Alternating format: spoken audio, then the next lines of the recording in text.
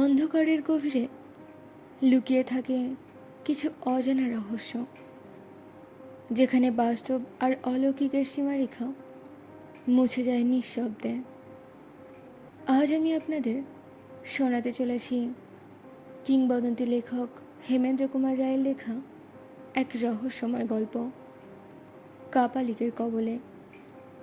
এই গল্পে রয়েছে ভয়, রহস্য আর এক অদ্ভুত অজানার ছোঁয়া, যা আপনাকে নিয়ে যাবে এক ভিন্ন জগতে। তাহলে আর দেরি কেন? লাইট অফ করে প্রস্তুত হয়ে যান, কারণ শুরু হতে চলেছে আজকের ভয়ঙ্কর যাত্রা।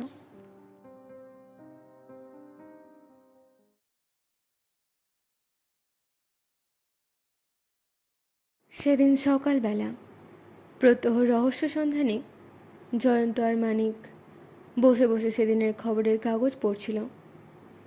প্রতিদিনের খবরের কাগজ একান্তভাবে মন দিয়ে পাঠ করা জয়ন্তর দীর্ঘদিনের অভ্যেস। তাছাড়া তেমন কোনো প্রয়োজনীয় খবর দেখলে শেষে অংশটুকু কেটে আটকে রাখে তার সংগ্রহের খাতায়। দুজনে কাগজের বিভিন্ন পাতা তন্ন তন্ন করে খুঁজে ফেলল। জয়ন্ত বললে, ধুর, সেই সব একঘেয়ে খবর। কে ডান্ডা মেরে কার মাথা ফাটালো, কে ছোড়া দেখিয়ে টাকা নিয়ে পালালো, এসব তো অতি সাধারণ কেস, কিন্তু তেমন জটিল বা জবরদস্ত কেস একটাও চোখে পড়ছে না। এমন সময় বাইরের বারান্দায় ভারী পায়ের শব্দ শুনে জয়ন্ত বললে, মানিক, সুন্দরবাবু আসছেন, হরিকে বল চা ও প্রাতরাশের ব্যবস্থা করতে। মানিক উঠে গেল ভিতরে। একটু পরেই সুন্দরবাবুর প্রবেশ। ভারী কণ্ঠে বললেন, কী হে জয়ন্ত, শরীর ভালো তো? জয়ন্ত হেসে বলল, আমার শরীর তো চট করে খারাপ হবার নয়, তা তো জানেন। তবিয়ত ঠিক রাখার জন্য সাধনা করতে হয়। যখন কাজ থাকে না, তখন দেহের তোয়াজ করি। সুন্দরবাবু হেসে বললেন, সে তো জানি ভাইয়া, তা একটা বিশেষ কাজে তোমার কাছে আসতে হলো। জয়ন্ত জানে পুলিশ অফিসার সুন্দরবাবু বিশেষ কাজ ছাড়া তার কাছে আসেন না। তাই সে হেসে বলল, কাজ ছাড়া যে আপনি আসেন না তা তো জানি। সুন্দরবাবু শুধু বললেন, হুম। এমন সময় মানিকের সঙ্গে হরি প্রবেশ করলো ঘরে প্রাতরাশ নিয়ে। জয়ন্ত সেদিকে চেয়ে বলল, নিন সুন্দরবাবু, শুরু করুন। আজকের প্রাতরাশ খুব সামান্য মাত্র। ডিমের poach, chicken sandwich, bread butter, mutton chop আর কফি। সুন্দরবাবুর চোখ দুটি সেদিকে পড়েই আনন্দ একেবারে দপ করে জ্বলে উঠল। জয়ন্ত আর মানিক দুজনে যা খেলো, তিনি একাই তার দ্বিগুণের বেশি উদর আস্বাদ করলেন। গোটা 6 পোচ, 6 পিস ব্রেড বাটার, 6খানা স্যান্ডউইচ আর 4টি মটন চপ খেয়ে পরপর 2 কাপ কফি পান করলেন সুন্দরবাবু। তারপর একটা ঢেকুর তুলে বললেন, এবারে আমার বক্তব্যটা শোনো জয়ন্ত। জয়ন্ত আর মনিকের প্রাতরাশ ও কফি পান আগে শেষ হয়েছিল। মানিক চিরদিনই সুন্দরবাবুর সঙ্গে ঠাট্টা তামাশা করতে অভ্যস্ত। তাই সে বলল, আপনার সব চিন্তাগুলো ওই খাবারের স্তূপে চাপা পড়ে যায়নি তো সুন্দরবাবু? সুন্দরবাবু বললেন, থামো তো টিপো ছোকরা, খাবার গেল পেটে আর চিন্তা আছে মগজে। খাবার কি আর চিন্তাকে চাপা দেবে শুনি? তা বটে, তা বটে, বলে মানিক হাসল একটু। সুন্দরবাবু বললেন, ঘটনাটা হলো, পলাশপুরের জমিদাররা 3 পুরুষ ধরে কলকাতায় বাস করেন। অবশ্য জমিদারি এখন নেই, তবে জোরদারি দেশে আছে, আর কলকাতায় আছে ব্যবসা বাণিজ্য। মোটামুটি তাই দিন ভালোই কাটে। জমিদারের একমাত্র পুত্র গত 3 দিন হলো নিখোঁজ। তিনি আবার এক এমএলএর বন্ধু, ফলে মিনিস্ট্রি মহল থেকে চাপ এসে পড়েছে। আমাদের তো নাভিশ্বাস উঠেছে, কী যে করি তার ঠিক নেই। চাকরি রাখা দেয়, ওই ব্যাপারে যদি কোনো সাহায্য পাই সেই আশায়। এ খবরটা তো কাল কাগজে পড়েছি। হ্যাঁ, তা ছেলেটার বয়স কত হবে? বয়স আর কত হবে, বর্তমান জমিদারের বয়স প্রায় 35। তার 3 মেয়ের পর এক ছেলে, সবার ছোট একমাত্র ছেলে, তাই আদর খুব। বয়স বছর 6 হবে। এইটুকু ছেলে অদৃশ্য হলো কী করে? আশ্চর্য ঘটনা, তাতে সন্দেহ নেই। এদের বিরাট দোতলা বাড়ি শোভাবাজার অঞ্চলে। তবে বাড়ির পিছনে অর্থাৎ খিড়কির দিকেও একটা দরজা ছিল। ওই দরজা দিয়ে পিছনের গলিতে যাওয়া যায়। সামনে দারোয়ান থাকে, সে খোকাকে বের হতে দেখেনি। অথচ বেলা 1টা থেকে 3টের মধ্যে ছেলে উধাও। জয়ন্ত বললে, ছেলে প্রধানত 3টি কারণে উধাও হয় সুন্দরবাবু। প্রথমে হলো তাদের ধরে চোখ কানা, হাত ভাঙা ইত্যাদি করে পরে জিভ কেটে ভিক্ষে করানো হয়। এ দল পৃথক দল। এরা অনেক ছেলে এমনই পোষে। এক একটা ছেলে রোজ 10-12 টাকা করে উপার্জন করে, অথচ তারা মাত্র 2 টাকার মতন খেতে পায়। এটা বলে ভিখারি ব্যবসা। তাই অনেক বুদ্ধিমান লোক ছোট ছেলে ভিখারিদের পয়সা দেয় না। দ্বিতীয় কারণ হলো ছেলে চুরি করে মোটা টাকা মুক্তিপণ দাবি করা। বিদেশে এটা বেশি হয়, এদেশেও হয়। পৃথিবীর বিখ্যাত সেই লিন্ডেনবার্গ হত্যার রহস্য সেই মুক্তিমূল্য আদায়ের জন্য শিশু চুরির ঘটনাকে কেন্দ্র করেই ঘটেছিল। শিশু চুরির তৃতীয় কারণ হলো শিশুদের ধরে নিয়ে গিয়ে বিদেশে বিক্রি করা হয়। সাধারণত মেয়েদের ধরেই এভাবে বিদেশে বিক্রি করা হয়। অনেক পুরুষদেরও তা করা হয়, তবে তাদের ক্রেতা বেশি মেলে না। তাই এ সন্দেহ থেকে এ ঘটনাটাকে বাদ দেওয়া যায়। যাই হোক, কে বা কারা কী উদ্দেশ্যে চুরি করেছে তা যদি খুঁজে বের করতে হয়, তাহলে সবার আগে অকুস্থলে যাওয়া কর্তব্য, তাই নয় কি? তা বটে, বললেন সুন্দরবাবু। তাহলে চলো আমরা সেখান থেকে ঘুরে আসি। জয়ন্ত বললে, সুন্দরবাবু কি এর আগে সেখানে গিয়েছিলেন নাকি? সুন্দরবাবু দীর্ঘশ্বাস ফেলে বললেন, তা গিয়েছিলাম বটে, তবে কোনো সূত্র দেখতে পাইনি। জয়ন্ত বললে, আমরাও যে সূত্র পাবো তেমন কোনো কথা নেই। তবে চলুন দেখা যাক কতদূর কি হয়। মানিক, তুই ভাই দীপাকে নিয়ে এসো। সুন্দরবাবু বললেন, দীপা আবার কে? মেয়ে গোয়েন্দা নাকি? জয়ন্ত হেসে বললেন, এক হিসেবে তা বলতে পারেন। দীপা হলো একটি মেয়ে কুকুর। বিমলবাবুর বাঘের মতো এরও ঘ্রাণ শক্তি খুব তীব্র। তার উপরে নিয়মিত ট্রেনিং নিতে হচ্ছে একে। আশা করি কোনো একদিন নিশ্চয়ই ও সফল হবে, হয়তো বিরাট কোনো একটা তদন্তে। সুন্দরবাবু বললেন, দেখা যাক, চলো। এবার আমরা শোভাবাজারের দিকে যাত্রা করি। ততক্ষণে মানিক দিবাকে নিয়ে এসেছিল। তারা বাইরে এসে একটা ট্যাক্সি নিয়ে চলল শোভাবাজারের দিকে। শোভাবাজারের রাজবাড়ি দোতলা হলেও আকারে তা বিরাট 2টি তলা মিলিয়ে 22খানা ঘর। বোঝা যায় এককালে এরা বিরাট ধনী ছিলেন। বর্তমানে সে অর্থের গৌরব না থাকলেও অবশ্য দারিদ্র্যের মধ্যে যে এরা এসে পড়েনি তা বোঝা যায়। বর্তমানে যিনি স্টেটের মালিক, সেই বীরেন্দ্রনারায়ণ এসে সুন্দরবাবুকে অভ্যর্থনা করলেন। জয়ন্ত বা মানিককে তিনি চেনেন না, যেহেতু তাদের গায়ে কোনো রকম ইউনিফর্ম ছিল না। সুন্দরবাবু পরিচয় করিয়ে দিলেন সবার সঙ্গে। পরিচয় পেয়ে বীরেন্দ্রনারায়ণ খুশি হলেন। যে ঘরে বসে কথা হচ্ছিল তার সামনে দেখা গেল বিরাট একটা চিত্র।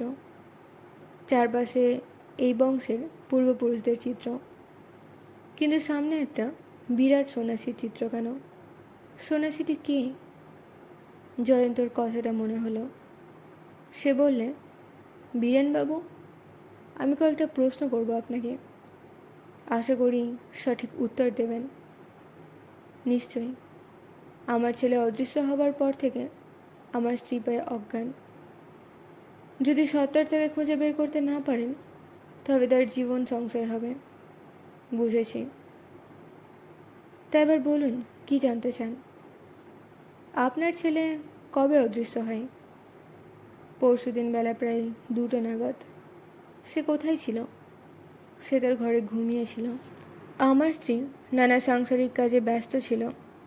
প্রায় বেলা 12টা নাগাদ আমি তাকে দেখে অফিসে যাই। তারপর বাড়ির সামনে দিয়ে সে বের হয়নি। পিছনের দরজা মানে খিড়কির দরজা খোলা দেখা যায়।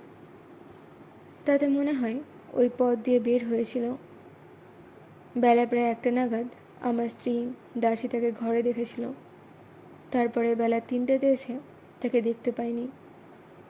ঠিক আছে, এবার বলুন তো, কাউকে সন্দেহ হয়? না, সন্দেহ কাউকে হয় না, কারণ আমার বংশের মধ্যে আমি একমাত্র সন্তান, আর ছেলে নরেন্দ্র হলো আমার একমাত্র পুত্র সন্তান উত্তরাধিকার ব্যাপারে। আচ্ছা, আপনার ঘরে ওই বিরাট যে ছবিটি আছে ওটা কার ছবি? গলায় রুদ্রাক্ষ, মালা, তেজস্বী পুরুষ। উনি আমাদের গুরুদেব। উনি তান্ত্রিক, বিরাট সন্ন্যাসী, তবে বর্তমানে জীবিত নেই।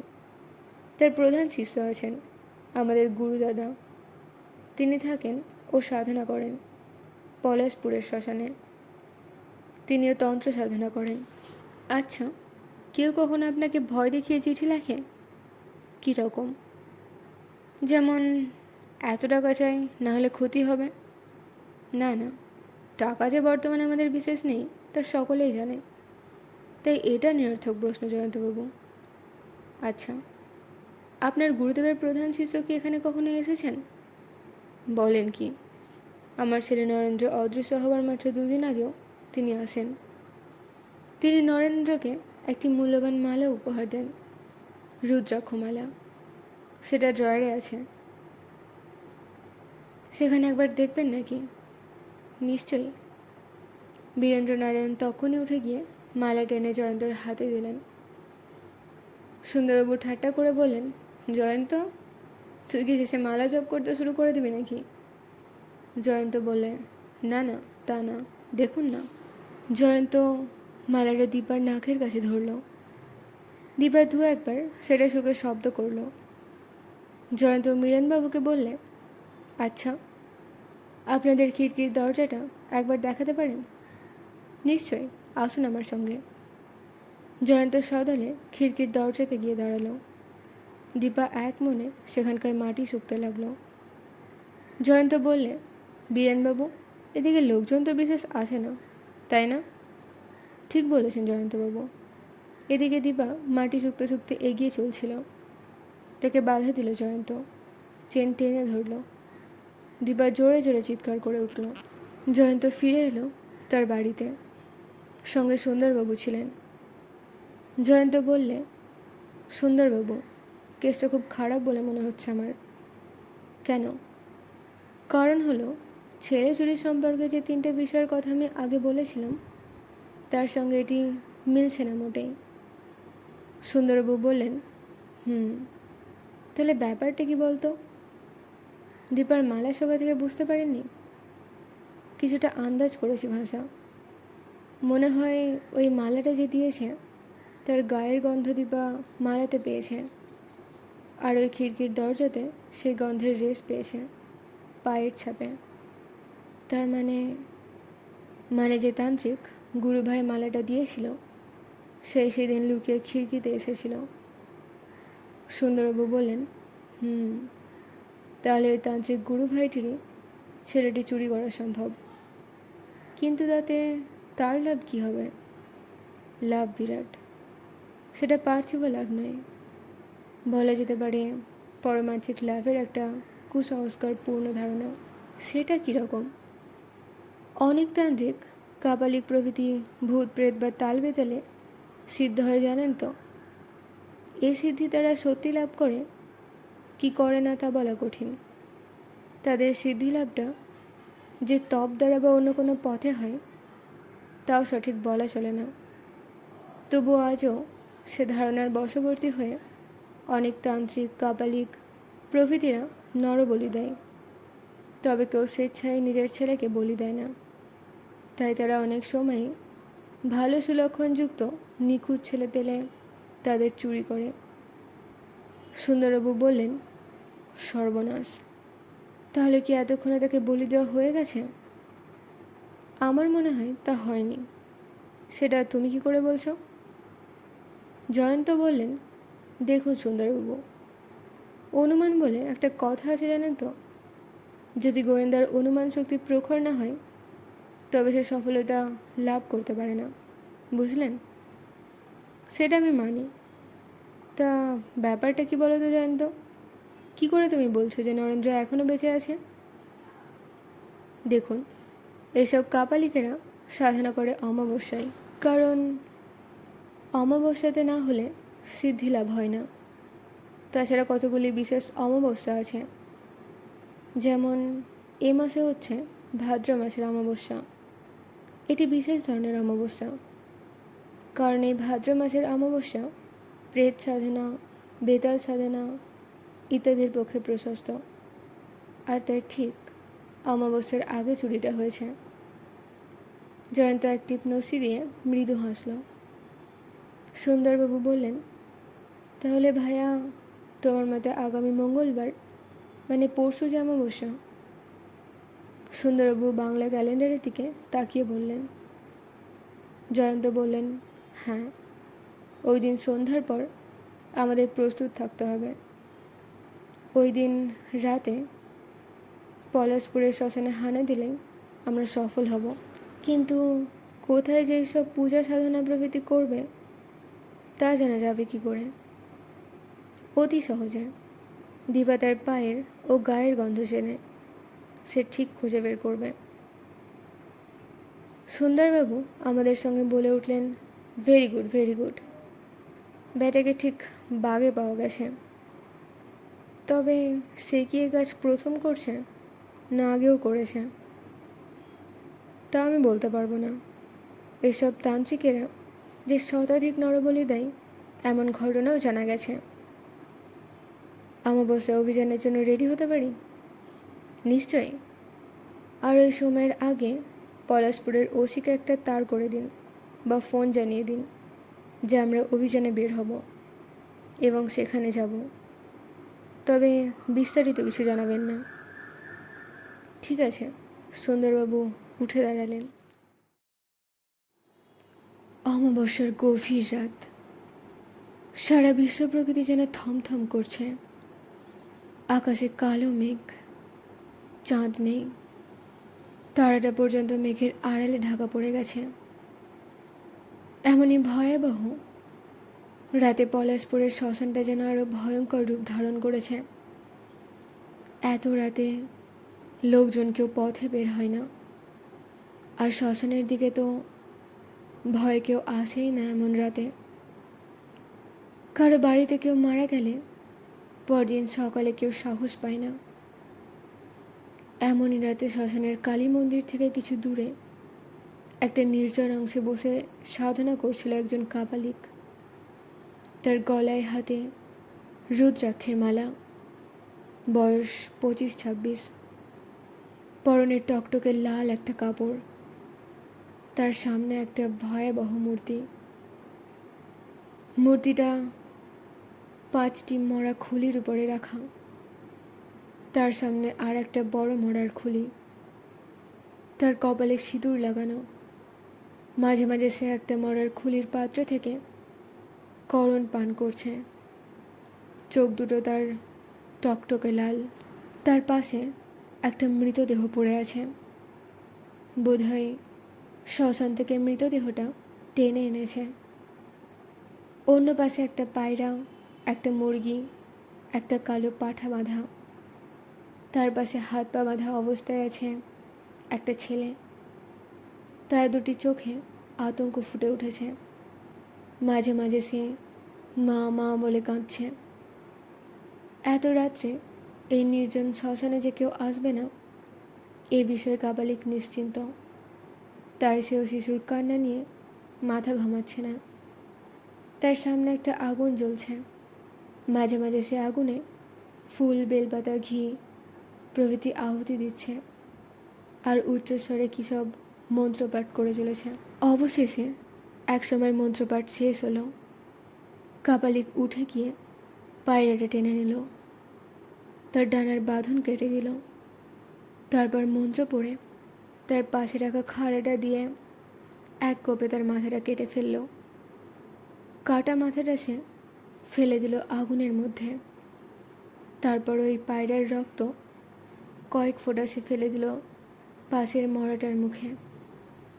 তারপর আরও কিছুক্ষণ মন্ত্র পড়ে সে মুরগিটাও টেনে নিল। ততক্ষণে আগুনে পায়রার মাথাটা পুড়ে গেছে। এবার ওই একইভাবে এক কোপে মুরগিটাকে কেটে ফেলল। তার মাথাটাও সে জ্বলন্ত আগুনে ফেলে দিল। সঙ্গে সঙ্গে মন্ত্র পড়ে কিছুটা মুরগির রক্ত ঢেলে দিল মরাটার মুখে। এসব ভয়ানক কাণ্ড দেখে বসে থাকা বালকটি ভীষণ ভয় পেয়ে গেল। সে তার বাঁধন থেকে মুক্তি পাবার জন্য প্রাণপণে চেষ্টা করল, তবে বাঁধন খুলতে পারল না সে। তখন সে কণ্ঠস্বরে মা মা বলে কাঁদতে লাগলো। কিন্তু সে করুণ কান্নাতেও কাপালিকের হৃদয় এতটুকু গলল না। যথারীতি মুরগি বলির পর টেনে নিল পাঁঠাটা। কিন্তু ঠিক এমনই সময় ঘটে গেল একটা অঘটন। এমন একটা ঘটনার জন্য কাপালিক তৈরি ছিল না। সে চেয়ে দেখতে পেল তার সামনে টর্চ হাতে দুজন লোক, তার পিছনে আরও 4 জন লোক। সামনে একটা কুকুর মাটি শুকতে শুকতে আসছে। কাপালিক চমকে উঠল। দুজনের হাতে পিস্তল, দুজনের হাতে বন্দুক। তারা হলো জমিদার বীরেন্দ্রনারায়ণ, জয়ন্ত, সুন্দরবাবু, মানিক, থানার ওসি আর একজন কনস্টেবল। বীরেন্দ্রনারায়ণ সবার পিছনে ছিল, তাই কাপালিক অন্ধকারে তাকে দেখতে পায়নি। ওসি এগিয়ে গিয়ে বলল, মাথার উপর হাত তোল। নরবলিতে চেষ্টা করার অপরাধে তোমাকে অ্যারেস্ট করলাম।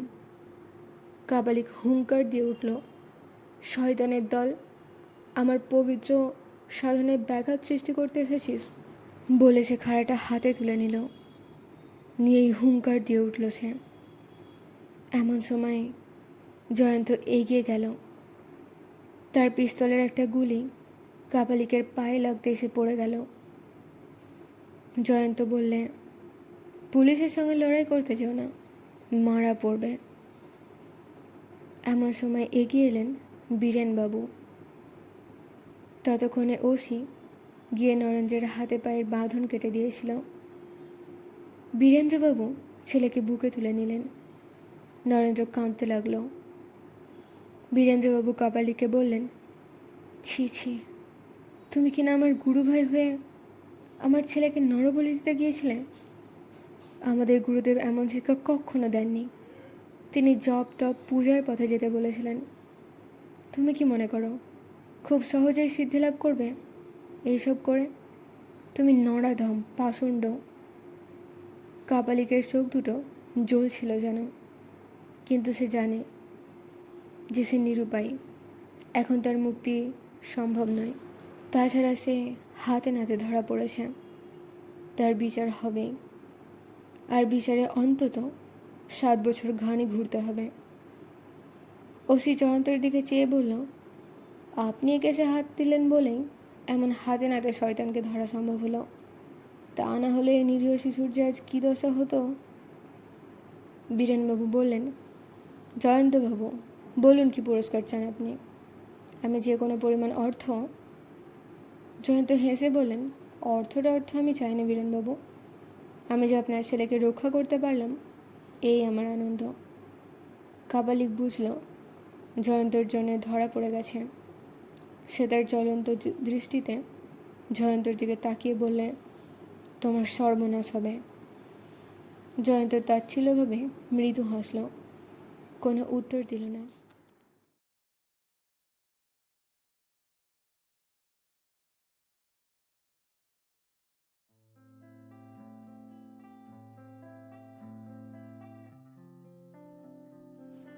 গল্পটি এখানেই শেষ হচ্ছে। আপনাদের কেমন লাগলো কমেন্টে জানাবেন, আর বলবেন আপনারা কোন রহস্য রোমাঞ্চকর গল্প এরপরে শুনতে চান। গল্পটি ভালো লেগে থাকলে ভিডিওটিতে একটি লাইক ও শেয়ার করতে ভুলবেন না। আর চ্যানেলটিকে সাবস্ক্রাইব না করে থাকলে চ্যানেলটিকে অতি অবশ্যই সাবস্ক্রাইব করে নিন, কারণ এরকম রহস্য, রোমাঞ্চ এবং মজাদার গল্প এই চ্যানেলটিতে আপলোড হতে থাকবে। তো আপনারা ভালো থাকুন এবং নিজেদের খেয়াল রাখুন। টাটা।